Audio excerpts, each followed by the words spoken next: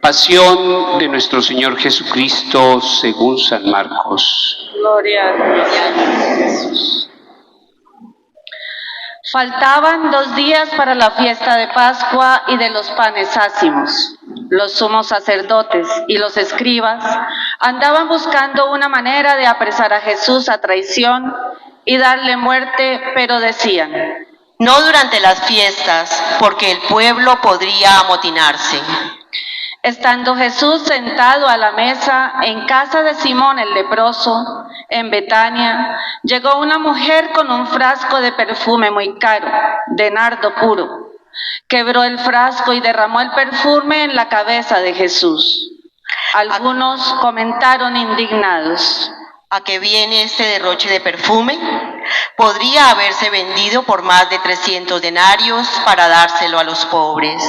Y criticaban a la mujer, pero Jesús replicó: déjenla, ¿por qué la molestan? Lo que ha hecho conmigo está bien, porque a los pobres los tienen siempre con ustedes y pueden socorrerlos cuando quieran, pero a mí no me tendrán siempre. Ella ha hecho lo que podía, se ha adelantado a embalsamar mi cuerpo para la sepultura. Yo les aseguro que en cualquier parte del mundo donde se predique el Evangelio, se recordará también en su honor lo que ella ha hecho conmigo. Judas Iscariote, uno de los 12, se presentó a los sumos sacerdotes para entregarles a Jesús. Al oírlo, se alegraron y le prometieron dinero, y él andaba buscando una buena ocasión para entregarlo. El primer día de la fiesta de los panes ácimos, cuando se sacrificaba el cordero pascual, le preguntaron a Jesús sus discípulos: ¿dónde quieres que vayamos a prepararte la cena de Pascua? Él les dijo a 2 de ellos: vayan a la ciudad, encontrarán a un hombre que lleva un cántaro de agua. Síganlo y díganle al dueño de la casa en donde entre: el maestro manda preguntar, ¿dónde está la habitación en que voy a comer la Pascua con mis discípulos? Él les enseñará una sala en el 2º piso, arreglada con divanes. Prepárennos allí la cena. Los discípulos se fueron. Llegaron a la ciudad, encontraron lo que Jesús les había dicho y prepararon la cena de Pascua. Al atardecer, llegó Jesús con los 12. Estando en la mesa, cenando, les dijo: yo les aseguro que uno de ustedes, uno que está comiendo conmigo, me va a entregar. Ellos, consternados, empezaron a preguntarle uno tras otro: ¿soy yo? Él respondió: uno de los 12, alguien que moja su pan en el mismo plato que yo. El Hijo del Hombre va a morir, como está escrito, pero ay del que va a entregar al Hijo del Hombre, más le valiera no haber nacido. Mientras cenaban, Jesús tomó un pan, pronunció la bendición, lo partió y se lo dio a sus discípulos diciendo: tomen, esto es mi cuerpo. Tomando en sus manos una copa de vino, pronunció la acción de gracias, se la dio. Todos bebieron y les dijo: esta es mi sangre, sangre de la alianza que se derrama por vosotros. Yo les aseguro que no volveré a beber del fruto de la vid hasta el día en que beba el vino nuevo en el reino de Dios. Después de cantar el himno, salieron hacia el monte de los olivos y Jesús les dijo: todos ustedes se van a escandalizar por mi causa, como está escrito. Heriré al pastor y dispersaré a las ovejas, pero cuando resucite, iré por delante de ustedes a Galilea. Pedro replicó: aunque todos se escandalicen, yo no.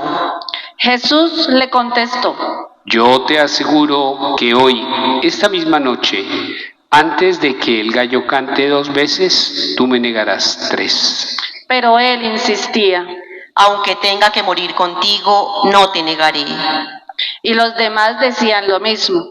Fueron luego a un huerto llamado Getsemaní, y Jesús dijo a sus discípulos: siéntense aquí mientras hago oración. Se llevó a Pedro, a Santiago y a Juan, empezó a sentir terror y angustia, y les dijo: Tengo el alma llena de una tristeza mortal. Quédense aquí velando. Se adelantó un poco, se postró en tierra y pedía que, si era posible, se alejara de él aquella hora. Decía: Padre, tú lo puedes todo. Aparta de mí este cáliz, pero que no se haga lo que yo quiero, sino lo que tú quieres. Volvió a donde estaban los discípulos y al encontrarlos dormidos, dijo a Pedro: Simón, ¿estás dormido? ¿No has podido velar ni una hora? Velen y oren para que no caigan en la tentación. El espíritu está pronto, pero la carne es débil. De nuevo se retiró y se puso a orar, repitiendo las mismas palabras. Volvió y otra vez los encontró dormidos, porque tenían los ojos cargados de sueño. Por eso no sabían qué contestarle. Él les dijo: Ya pueden dormir y descansar. Basta, ha llegado la hora. Miren que el Hijo del Hombre va a ser entregado en manos de los pecadores. Levántense, vamos, ya está cerca el traidor.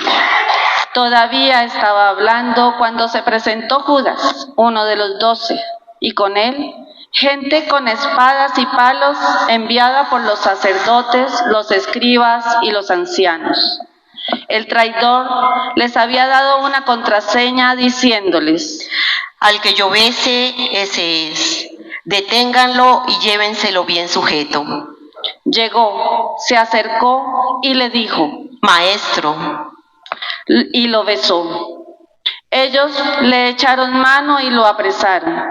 Pero uno de los presentes desenvainó la espada y de un golpe le cortó la oreja a un criado del sumo sacerdote. Jesús tomó la palabra y les dijo: ¿Salieron ustedes a apresarme con espadas y palos como si se tratara de un bandido? Todos los días he estado entre ustedes, enseñando en el templo, y no me han apresado. Pero así tenía que ser para que se cumpliera la Escritura. Todos lo abandonaron y huyeron.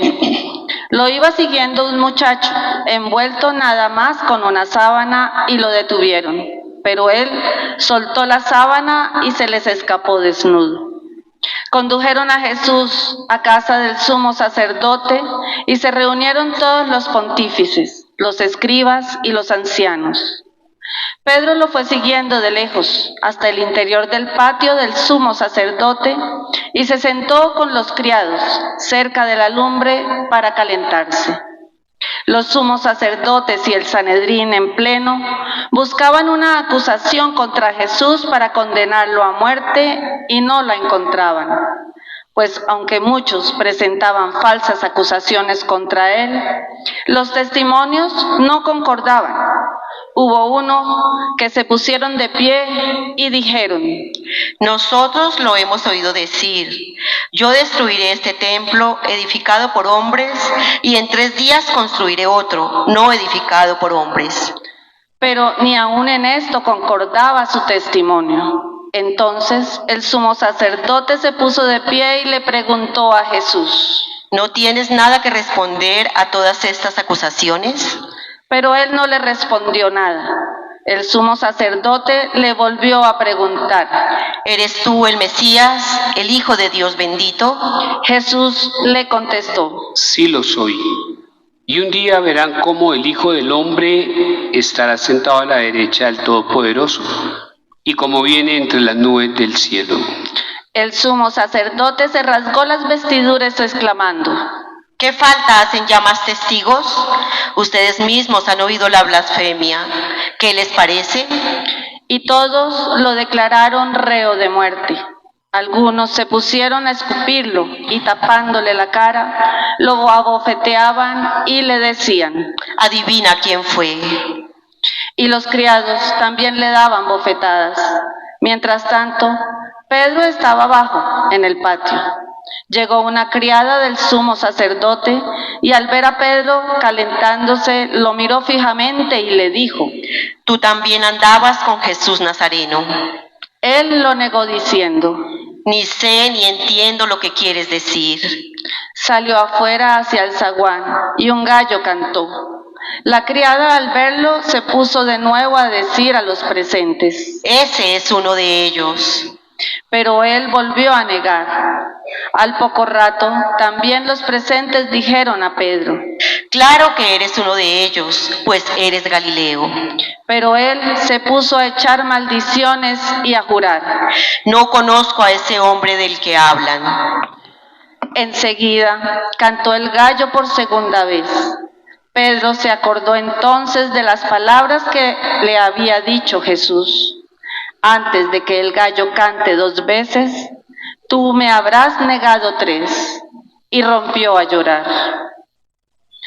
Luego amaneció. Se reunieron los sumos sacerdotes con los ancianos, los escribas y el Sanedrín en pleno para deliberar. Ataron a Jesús, se lo llevaron y lo entregaron a Pilato. Este les preguntó: ¿Eres tú el rey de los judíos? Él respondió: Sí lo soy. Los sumos sacerdotes lo acusaban de muchas cosas. Pilato le preguntó de nuevo: ¿No contestas nada? Mira de cuántas cosas te acusan. Jesús ya no le contestó nada, de modo que Pilato estaba muy extrañado. Durante la fiesta de Pascua, Pilato solía soltarles al preso que ellos pidieron. Estaba entonces en la cárcel un tal Barrabás, con los revoltosos que habían cometido un homicidio en un motín. Vino la gente y empezó a pedir el indulto de costumbre. Pilato le dijo: ¿Quieren que les suelte al rey de los judíos? Porque sabía que los sumos sacerdotes se lo habían entregado por envidia. Pero los sumos sacerdotes incitaron a la gente para que pidieran la libertad de Barrabás. Pilato les volvió a preguntar: ¿Y qué voy a hacer con el que llaman rey de los judíos? Ellos gritaron: Crucifícalo. Pilato les dijo: Pues, ¿qué mal ha hecho? Ellos gritaron más fuerte: Crucifícalo. Pilato, queriendo dar gusto a la multitud, les soltó a Barrabás, y a Jesús, después de mandarlo azotar, lo entregó para que lo crucificaran. Los soldados se lo llevaron al interior del palacio, al pretorio, y reunieron a todo el batallón. Lo vistieron con un manto de color púrpura, le pusieron una corona de espinas que habían trenzado y comenzaron a burlarse de él, dirigiéndole este saludo: ¡Viva el rey de los judíos! Le golpeaban la cabeza con una caña, le escupían y doblando las rodillas se postraban ante él. Terminadas las burlas, le quitaron aquel manto de color púrpura, le pusieron su ropa y lo sacaron para crucificarlo. Entonces forzaron a cargar la cruz a un individuo que pasaba por ahí de regreso del campo, Simón de Cirene, padre de Alejandro y de Rufo, y llevaron a Jesús al Gólgota, que quiere decir lugar de la calavera. Le ofrecieron vino con mirra, pero él no aceptó. Lo crucificaron y se repartieron sus ropas, echando suertes para ver qué le tocaba a cada uno. Era media mañana cuando lo crucificaron. En el letrero de la acusación estaba escrito: el rey de los judíos. Crucificaron con él a 2 bandidos, uno a su derecha y otro a su izquierda. Así se cumplió la escritura que dice: fue contado entre los malhechores. Lo que pasaban por ahí lo injuriaban meneando la cabeza y gritándole: Anda, tú que destruías el templo y lo reconstruías en 3 días, sálvate a ti mismo y baja de la cruz. Los sumos sacerdotes se burlaban también de él y le decían: has salvado a otros, pero a sí mismo no puede salvar. Que el Mesías, el Rey de Israel, baje ahora de la cruz para que lo veamos y creamos. Hasta los que estaban crucificados con él también lo insultaban. Al llegar el mediodía, toda aquella tierra se quedó en tinieblas hasta las 3 de la tarde. Y a las 3 Jesús gritó con voz potente: Eloí, Eloí, lema sabactani. que significaba, Dios mío, ¿por qué me has abandonado? Algunos de los presentes al oírlo decían, Miren, está llamando a Elías. uno corrió a empapar una esponja en vinagre, la sujetó a una caña y se la acercó para que bebiera diciendo, Vamos a ver si viene Elías a bajarlo. pero Jesús, dando un fuerte grito, expiró. Los que se puedan colocar de rodillas, nos colocamos de rodillas.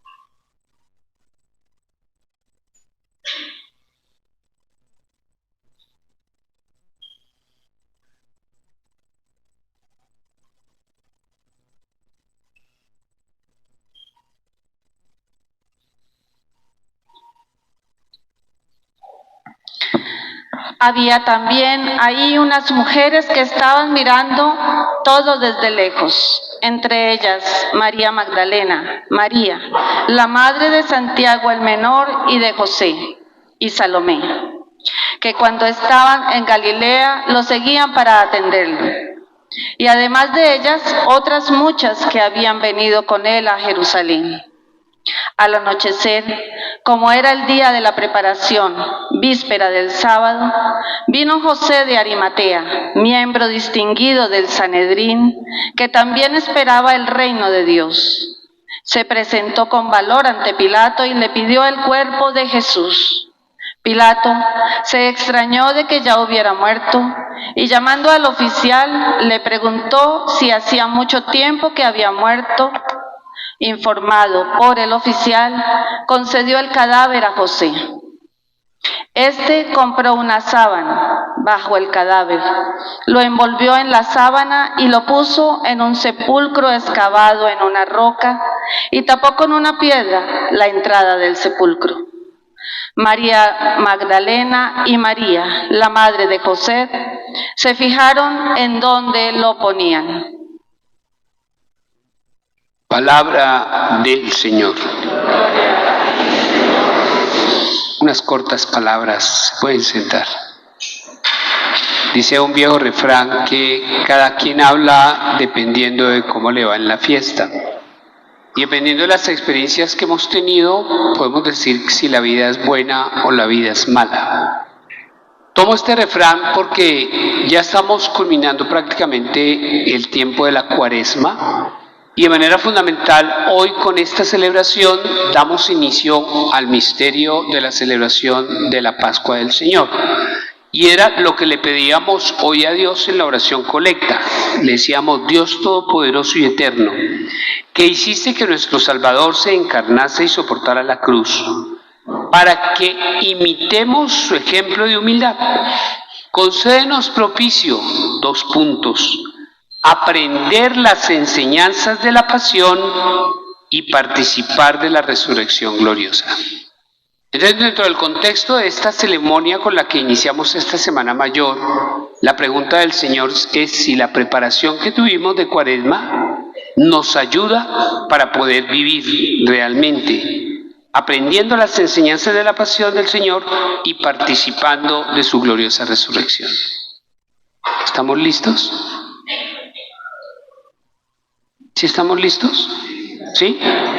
¿De una? ¿Firmes? ¿Sí? ¿Y qué esperan ustedes de esta Semana Santa entonces?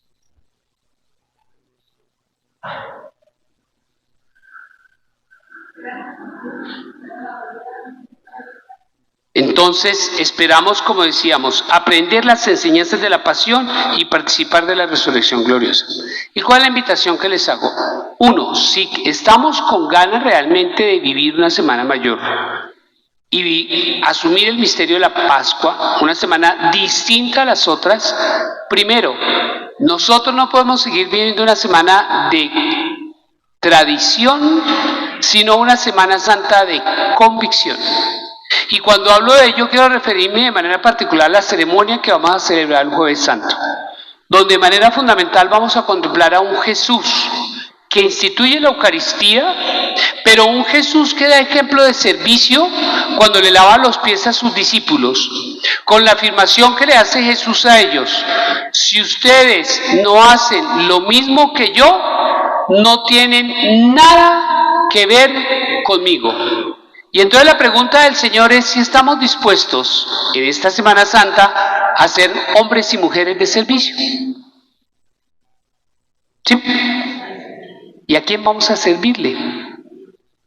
Pongámosle nombre. A la abuela, al abuelo, al esposo, a la esposa, a la hermana que está enferma, a la vecina que vive sola. ¿A quién le vamos a servir? Porque vivir una Semana Santa de convicción y no de tradición es dejar de venir el Jueves Santo a visitar 7 monumentos. Eso no es el Jueves Santo. Y la gente viene a mirar más la decoración del monumento que la contemplación de Jesús Eucaristía. Entonces la gente se le dice: ay padre, le quedó hermoso, ay quedó divino, qué monumento tan fenomenal. ¿Hiciste oración? Y la gente me dice: no padre. Entonces devuélvete y en lugar de mirar la decoración, haz oración y contemplación. Entonces es desde ese gran misterio, es realmente desde esta gran celebración, pues entender que no podemos seguir por tradición 7 monumentos visitados, pero no renovados en una actitud que nos invita el Señor con el Jueves Santo, que se llama la actitud del servicio. El Viernes Santo, no podemos seguir viviendo una vida ritual, tenemos que empezar a vivir una vida espiritual. Y hablo de la vida ritual porque es que nos enorgullecemos diciendo: caminamos 3 horas en el Vía Crucis, y no las caminamos, pero no hacemos con Jesús el camino a la cruz, vía cruz. Y entonces cuando celebramos el Viernes Santo, el Vía Crucis, y asistimos a la celebración donde veneramos a Jesús que muere en la cruz, es la invitación del Señor a dejar la ritualidad por una espiritualidad, entendiendo que nosotros también tenemos que cargar cruces, y que esas cruces serán más livianas y más ligeras en la medida en que aprendamos el ejemplo de nuestro Señor Jesucristo, que la entregó y la consagró al Padre. Entonces la pregunta es: ¿qué cruces le vamos a ofrecer al Señor en esta Semana Santa?